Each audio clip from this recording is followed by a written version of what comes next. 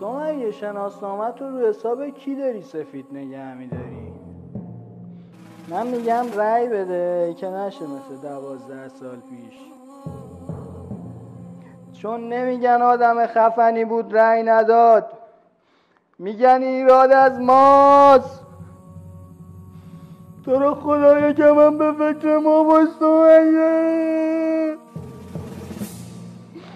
سمیه رأی بده، سمیه رأی بده، بده سمیه.